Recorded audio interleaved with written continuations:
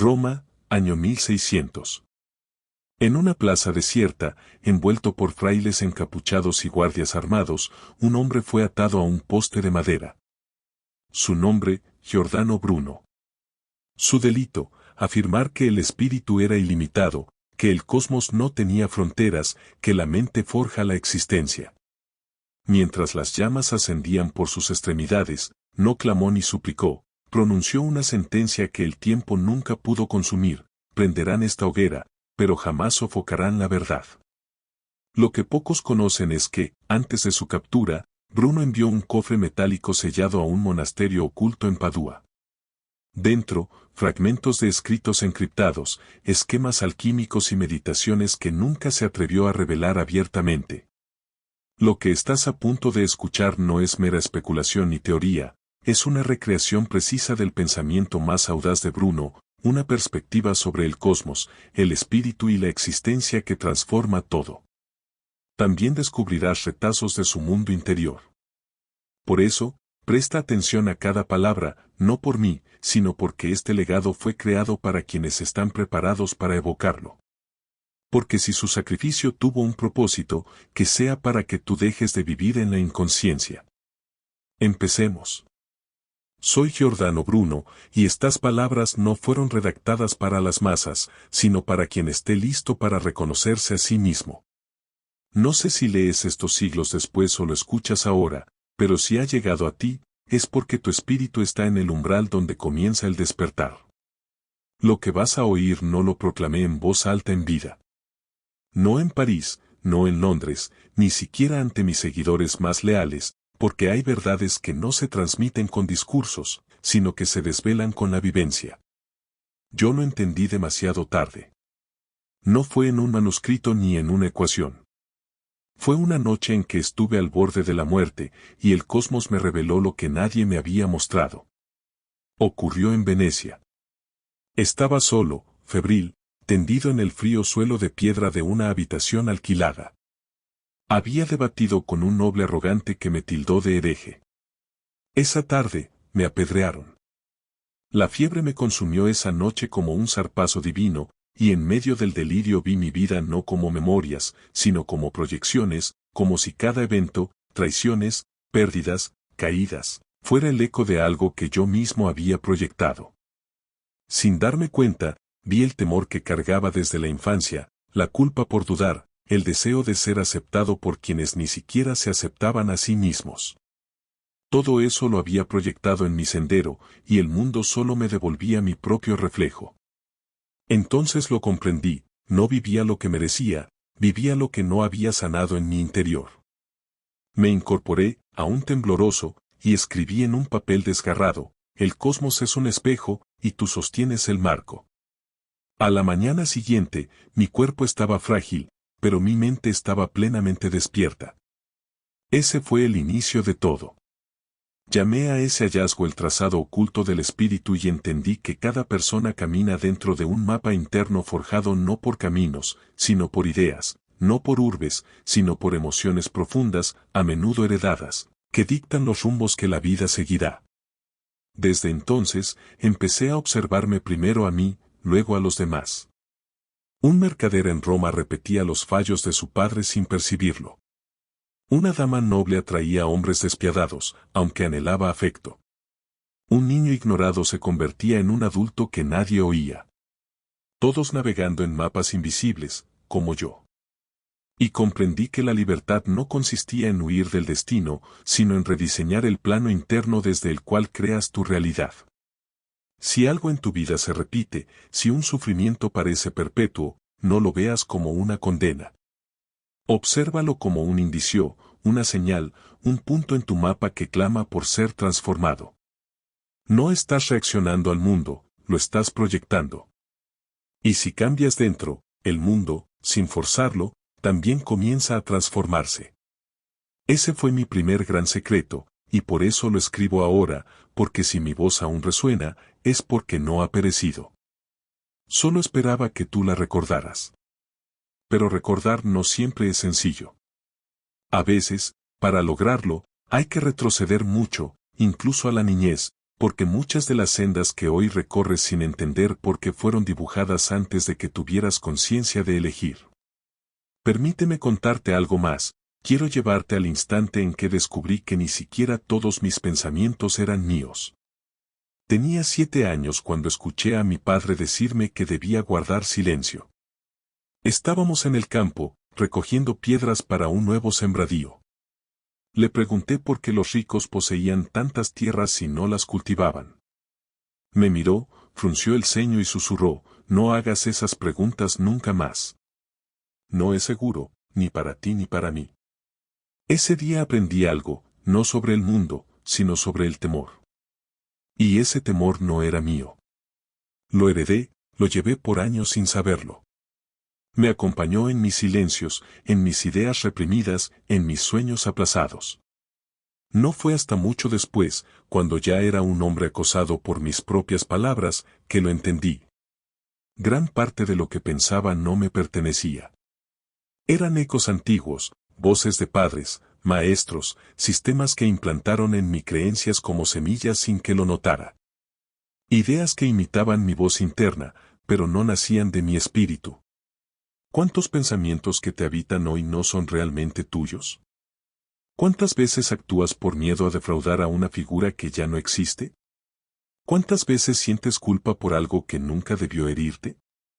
Cuando descubrí esto, sentí vértigo, como si mi mente hubiera sido un santuario invadido por intrusos. Creía que era libre, pero vivía rodeado de ideas prestadas. En París, un mentor de oratoria al que respetaba mucho me enseñó que todo pensamiento debía superar 3 pruebas para ser aceptado, lo sé por experiencia propia o porque lo oí repetidamente. ¿Esta idea me libera o me encarcela?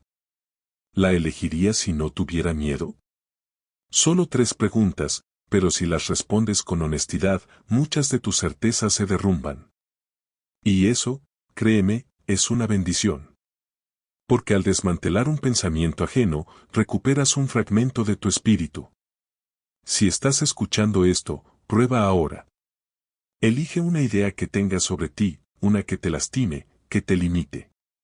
Pregúntate, ¿quién sembró esta creencia en mí? ¿Qué voz? ¿Qué mirada? ¿Qué instante la plantó? Si no puedes rastrearla, es probable que no sea tuya. Y si no es tuya, no tiene por qué seguir rigiendo tu vida. Hoy veo que mucho del sufrimiento humano no surge del espíritu, sino del eco de ideas heredadas, impuestas, contaminadas por el miedo. Pero tú puedes elegir, no de inmediato, sino paso a paso. Cada vez que abrazas un pensamiento nacido de tu verdad, un pedazo de tu realidad comienza a transformarse. Yo lo aprendí tarde, pero tú no necesitas esperar a que las llamas lleguen. Puedes despertar antes. Y si estas palabras resuenan en ti, no es porque yo las pronuncié, es porque ya estaban en tu interior, aguardando ser reconocidas. Si este contenido te resulta valioso, te invito a suscribirte. Seguimos. Fue durante mi retiro en el monasterio de San Domenico Mayor. Tenía 20 años y estudiaba filosofía con fervor, pero había noches en las que algo en mí se fracturaba sin motivo claro. Me aislaba, me volvía distante, irascible, impaciente. Me juzgaba internamente y luego fingía que todo estaba en orden. Un fraile anciano me observaba desde hacía semanas. Una noche, mientras limpiaba el claustro, me dijo, tu brillo es poderoso, pero lo usas para ocultarte. No lo entendí, o no quise entenderlo, pero esa frase me persiguió días hasta que, una madrugada, decidí encerrarme en la capilla, sin luz, solo con una vela. Me senté frente a mí mismo, sin rezar, sin escribir, solo observando. Y entonces emergió, no como una figura, no como un espectro, sino como una emoción, mi emoción pura, la furia. Furia por haber sido silenciado, furia por no haber sido visto, furia por cargar una llama que nadie sabía cómo proteger. La había reprimido tanto que ya no me pertenecía, se había convertido en sombra y desde allí controlaba mis reacciones, mis vínculos, mis decisiones. Lloré, no por dolor, sino por reconocimiento, porque por fin me vi completo, sin falsas purezas, sin máscaras, solo yo, con lo que nunca quise aceptar. Y allí descubrí una verdad que ningún texto enseña: la sombra no es tu adversaria, es la parte de ti que espera ser reconocida sin juicio. Al abrazarla, recuperas fuerza, claridad y, sobre todo, autenticidad. Si estás aquí, escucha con cuidado: lo que más condenas en los demás suele ser lo que no has querido ver en ti. Cuanto más lo niegas, más poder le otorgas. Hoy, si te atreves, siéntate en silencio y pregúntate: ¿qué parte de mí he ocultado para ser aceptado? ¿Qué emoción rechazo porque me enseñaron que no debía sentirla? No necesitas combatir tu sombra, solo mirarla sin escapar. Desde aquella noche en la capilla, cada vez que algo me perturbaba profundamente, no reaccionaba de inmediato. Me preguntaba: ¿qué me revela esto que aún no he aceptado en mí? A veces era mi orgullo, a veces mi temor al fracaso, a veces mi deseo de ser recordado. Así, poco a poco, mi sombra se convirtió en maestra. Si sigues escuchando, es porque tú también estás listo para enfrentar lo que antes evitabas, no para culparte, sino para liberarte. Si continúas, te mostraré cómo incluso aquello que has querido erradicar de ti puede transformarse en una fuerza creadora. Lo recuerdo claramente. Fue en el invierno de 1576, en una celda prestada de un monasterio que me acogió por piedad. Sin discípulos, sin libros, sin palabras. Ya no me aferraba a lo que creía, no defendía nada, solo existía, como si hubiera perdido toda identidad. No me sentía iluminado, sino ausente, sin rumbo, sin nombre. Entonces, con un carbón casi apagado, escribí en la pared: ¿quién soy cuando no queda nada? Al día siguiente, no hice nada, no hablé, no busqué respuestas, solo permanecí en ese estado de aparente vacío, sin lucha, sin propósito, sin distracciones. Y justo allí, el pensamiento más claro que jamás tuve emergió como una voz sin sonido: el vacío no es el fin, es un útero. Sentí que todo lo que había soltado, creencias, temores, la necesidad de ser alguien, no me dejaba vacío para destruirme, sino para recordarme quién soy. Como si mi espíritu dijera: ahora que has silenciado el ruido, puedo hablarte. Desde entonces, entendí que el vacío no es un final, sino un comienzo, el espacio sagrado donde la conciencia puede crear auténticamente. Mientras estés lleno de pensamientos automáticos, de demandas externas, de pasado no resuelto, no puedes generar nada nuevo. El vacío, aunque inquietante, es el vientre de lo verdadero. Si sientes ese vacío en tu vida, no lo llenes con más cosas, metas o ruido. Quédate, escúchalo. Pregúntale: ¿qué debe partir desde este silencio? ¿Qué anhela surgir si le doy espacio? El mundo teme al vacío y lo ahoga con caos. Pero los sabios saben que en el corazón del silencio habla lo eterno. Desde ese día, comencé a enseñar desde el silencio, no a imponer verdades, sino a sostener un espacio donde otros encontraran las suyas. Y eso lo cambió todo. Si estás aquí, si aún me sigues, es porque también has sentido esa nada. Hoy te digo: esa nada es el germen de todo. En el próximo capítulo, te contaré qué vi cuando ese espacio comenzó a llenarse con algo que no venía de mí, sino de algo mucho mayor. Si este contenido te resulta valioso, te invito a suscribirte. Seguimos. La primera vez que lo percibí, estaba sentado contra una pared de piedra, con los ojos cerrados, las manos vacías sobre las rodillas. No sé cómo describirlo con palabras humanas, pero algo estaba allí, conmigo. No lo veía, no lo oía, pero lo sentía, como si el cosmos me observara, aunque yo no dijera nada. Era una presencia vasta, sin forma, amorosa, sin dulzuras, sabia, sin lógica. Era conciencia. Y entonces supe algo que transformó todo lo que había aprendido: la conciencia no reside en ti, tú habitas en la conciencia. Esa conciencia lo abarca todo: tu historia, tus pensamientos, tu cuerpo, tus dudas, tu tiempo, tu espíritu. Y aún así, te contempla en absoluto silencio, sin juzgarte. Lo supe sin estudiar, lo sentí sin comprender, lo honré sin necesitar explicaciones. Desde ese día, nunca volví a sentirme solo, ni en mis peores momentos, ni cuando me arrestaron, torturaron o desterraron. Esa presencia permanecía, a veces sutil, a veces vibrante, pero siempre allí. No como un Dios externo, sino como una conciencia viva en la que yo existía. Si alguna vez sentiste que nadie te escucha, detente ahora.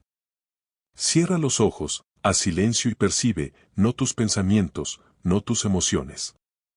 Siente, hay algo ahí, un campo, una vibración que no te exige nada, pero que siempre espera que lo notes.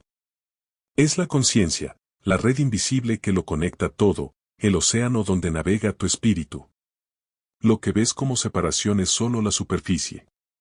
Pero si te aquietas, puedes sentir que no hay una fuera. Solo hay unidad, y esa unidad eres tú. Si decides seguir, te contaré cómo esta conciencia no solo me sostuvo, sino que comenzó a responder, a manifestarse, a mostrarme que el universo no solo observa, sino que colabora. Estaba en Padua, tras semanas en silencio, sin buscar nada, solo sintiendo y observando. Una noche, bajo un árbol anciano, con ramas como brazos maternales, pensé en algo simple: quiero un libro, uno que me guíe. No lo anhelé con ansiedad, no lo pedí a un Dios. Solo lo sentí, como un impulso puro del espíritu. A la mañana siguiente, un monje desconocido se acercó al lugar donde descansaba. Sin decir su nombre, dejó un objeto envuelto en tela. Al abrirlo, era un manuscrito gastado de Plotino, uno que había buscado por años y creía imposible de encontrar. El monje no regresó, y nunca supe de dónde vino. Pero entendí algo claro como el sol en mi rostro: el universo percibe la intención pura y, sin resistencia, colabora. No era magia, no era casualidad, era alineación entre lo que sentía en mi alma y lo que el todo sabía que debía llegar. Desde entonces, dejé de forcejear por todo y comencé a intencionar, a crear desde la certeza, no desde la carencia. Descubrí una ley silenciosa que aún resuena en cada rincón del cosmos: cuando lo que pides está alineado con lo que eres, el universo no se opone, coopera. ¿Y tú, desde dónde intencionas? Porque no es el deseo lo que crea, es la vibración desde la que lo emites. Si pides desde la escasez, proyectas más vacío. Pero si emanas desde la plenitud, desde el amor, desde la certeza, la realidad se moldea como un reflejo. Hoy, si necesitas algo, no lo implores. Siéntelo, resuena con ello. Imagínalo ya presente, como si el universo solo esperara tu permiso para entregártelo, porque así es. En el próximo capítulo, te revelaré algo aún más profundo: cómo aprendí a intencionar sin temor y cómo el miedo mismo es el mayor obstáculo al flujo sagrado de la creación. Si este contenido te resulta valioso, te invito a suscribirte. Seguimos.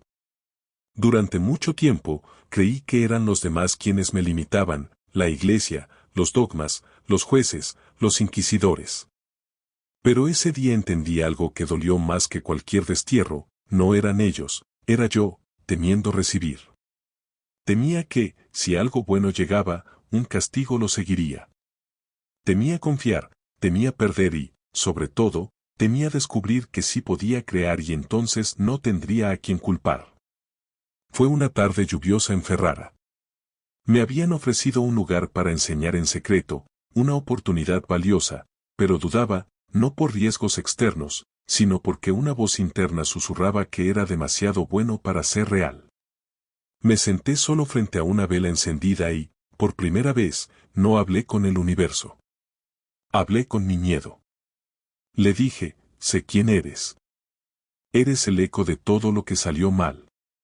Eres la herida de mis ancestros. Pero ya no mandas. Puedes quedarte, pero no guías más. Y fue como si una bruma se disipara, como si el aire volviera a fluir. Porque el miedo no se vence gritando, se transforma cuando dejas de obedecerlo. Si algo en ti siente que no merece, escucha: no es tu deseo el problema, es tu temor a recibirlo. No es el universo quien te prueba, es tu creencia inconsciente de que, si algo llega, te será arrebatado. Pero esa idea no es verdad, es solo una herencia mental que puedes soltar. Ahora, cierra los ojos y repite, estoy a salvo para recibir lo que mi espíritu ya eligió. Lo bueno que me pertenece no me será negado. No debo pagar un precio por ser feliz. Porque cuando el alma deja de temer, el flujo se restaura, y lo que antes era esfuerzo se convierte en sincronicidad. En el próximo capítulo, te compartiré cómo aprendí a sostener ese flujo, no con fuerza, sino con una herramienta que subestimé por años, la gratitud.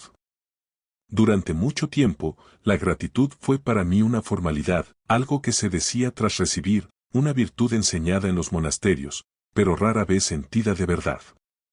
Hasta que un día algo cambió. Caminaba al amanecer en las afueras de León. Hacía frío, tenía poco alimento, pocas ropas, pocas certezas. Pero, por alguna razón, mi corazón se llenó de una paz que no venía de lo que poseía, sino de lo que reconocía. Y dije en voz baja, sin motivo aparente, gracias.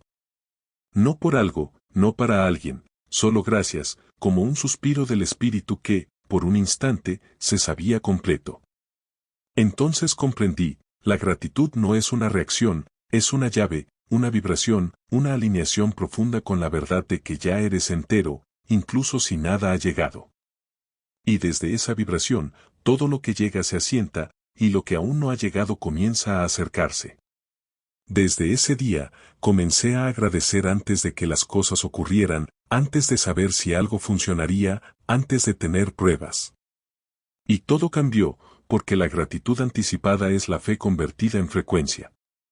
Es decirle al universo, estoy listo, confío, ya vibro con lo que viene. Si hoy no tienes razones para agradecer, invéntalas. Agradece por tu conciencia, por tu capacidad de escuchar esto, por lo que estás sanando aunque aún no lo veas. Porque la gratitud no espera resultados, los genera. Y si agradeces con todo tu ser, la realidad se alinea con esa verdad. Desde entonces, cada vez que surgía una dificultad, no la maldecía, la bendecía. Le decía, gracias por lo que vienes a enseñarme. Gracias por lo que aún no comprendo. Gracias, porque esto también me abre un camino. En el próximo capítulo, te revelaré qué pasó cuando comencé a agradecer incluso por el dolor y cómo esa entrega me llevó a la paradoja más grande, a veces, perder es la única forma de recuperar el alma. Si este contenido te resulta valioso, te invito a suscribirte. Seguimos. Fue en tu luz. Me habían traicionado por mis ideas. Me despojaron de mis escritos y, más aún, del rostro que había construido, el de maestro, el de sabio, el de quien sabía lo que hacía. Quedé sin nada, sin nombre, sin rumbo, sin dignidad aparente. Esa noche quise rendirme. Caminé hasta un campo abierto bajo la lluvia.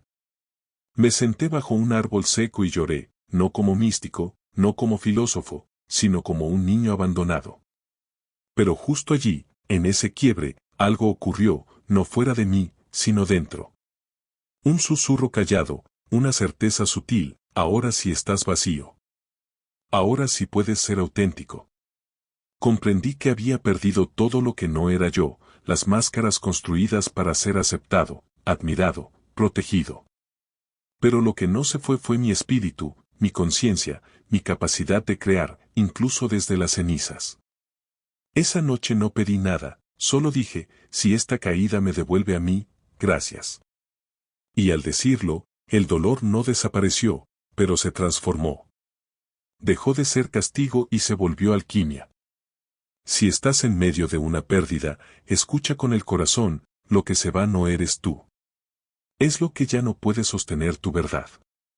La vida no te castiga, te despeja. Y si lo permites, cada pérdida puede ser una iniciación, no hacia algo nuevo, sino hacia lo que siempre fuiste y olvidaste. Agradecer el dolor no significa negarlo, sino no convertirlo en tu identidad, es ver más allá y permitir que te revele lo que estabas destinado a recordar. Desde ese día, entendí que el espíritu no se fortalece con triunfos, sino con verdad. Y la verdad, a menudo, llega disfrazada de pérdida. En el próximo capítulo, te compartiré qué ocurrió cuando dejé de huir, de buscar, y me entregué por completo al instante presente, y cómo, sin pedirlo, llegó la paz. Estaba en una colina cerca de Florencia. Era primavera, sin tormentas ni éxtasis, solo un cielo gris claro, el canto de un pájaro y mi respiración. Por primera vez, no pensaba en el pasado, no temía el futuro, no buscaba nada, solo estaba allí, presente, siendo.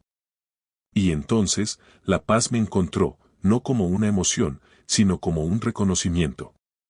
Era como si el momento mismo me abrazara, como si todo lo que había perseguido, poder, propósito, iluminación, siempre hubiera estado allí, en ese ahora, silencioso, completo, suficiente. Comprendí que el presente no es un paso hacia algo, es el destino. Cada vez que me evadía hacia lo que debía ser, me alejaba de lo que ya era. Y cuando dejé de intentar, la vida se mostró tal como es. Si tu mente te arrastra al pasado o te empuja al futuro, haz esto, cierra los ojos, siente tu cuerpo, inhala despacio, exhala lento y repite en tu interior, no debo ir a ningún lado. Ya estoy aquí.